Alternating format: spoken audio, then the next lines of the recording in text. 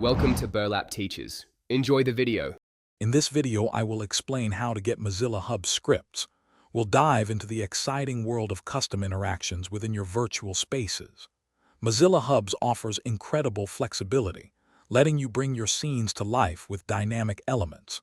We'll focus on the essential tools and steps, ensuring you can confidently add unique behaviors to your Hub's environments. Get ready to transform your static scenes into engaging, interactive experiences for everyone. To truly master Hub scripting, it's vital to understand the environment. Your scripts are written in JavaScript and execute directly within the user's browser, interacting with the A-Frame framework. This means you're working with entities and components, building up complex behaviors from smaller, manageable pieces.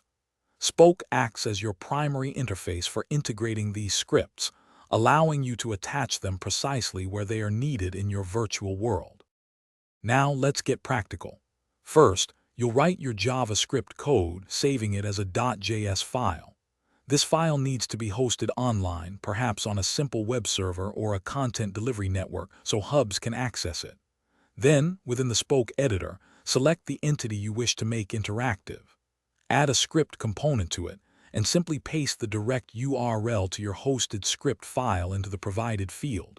It's a straightforward process. Once your script is attached, the next crucial step is testing. Publish your scene from Spoke to Hubs and enter your room to observe its behavior. If something isn't working as expected, the browser's developer console is your best friend for identifying errors.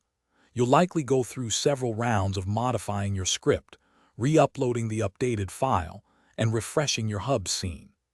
This iterative process ensures your interactive elements function exactly as you envision, creating a polished experience. Thanks for watching. Consider subscribing if this video helped you.